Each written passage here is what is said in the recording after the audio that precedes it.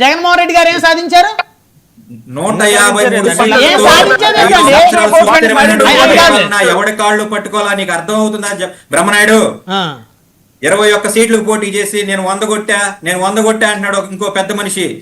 మీలాంటి వాళ్ళు కనీసం చదువుకున్న విజ్ఞానం చెప్పాలి కదా. 175 సీట్లలో 21 పోటీ చేస్తే నువ్వు 100 కొట్టినట్టు కదరా స్వామి అని చెప్పేసరి 100% స్ట్రైక్ రేట్ గారికి చెప్పాలి కదా.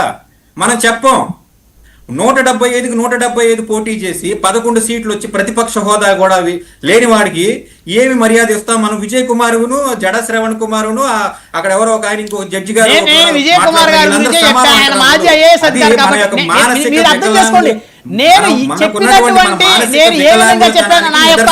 కాదు నేను చెప్పిన దాంట్లో భావం ఏంటి? మీరు అసెంబ్లీకి వెళ్ళి ప్రశ్నిస్తే మీరు వినండి సార్, వినండి.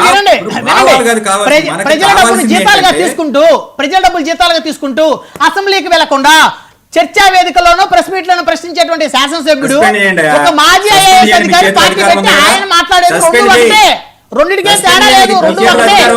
ఆయన కూడా నేను ముఖ్యమంత్రి అవుతా అంటున్నాడు. ఐఏఎస్ విజయ్ కుమార్ గారు కూడా నేను ముఖ్యమంత్రి అవుతా అంటున్నాడు. రెండు ఒకటే. మీరు అర్థం చేసుకోండి. మీకు ప్రేమ ఉంటే ఉందేమో జగన్మోహన్ రెడ్డి గారి మీద, మీకు వ్యక్తిగతంగా ప్రేమ ఉంటే ఉందేమో ఆయన మీద, దానికి ఏం అబ్జెక్షన్ లేదు. ఆయన ఒక పార్టీ పెట్టాడు, మాజీ ఐఏఎస్ అధికారి. సస్పెండ్ చేసి మాట్లాడు. అక్రమంగా సాలరీలు తీసుకుంటున్నారంటే సస్పెండ్ చేసి మాట్లాడు. ఎవరు? అంతేగాని ఎందుకు చేతగాని మాటలు మాట్లాడతారు? రావట్లేదు ఇప్పుడు చంద్రబాబు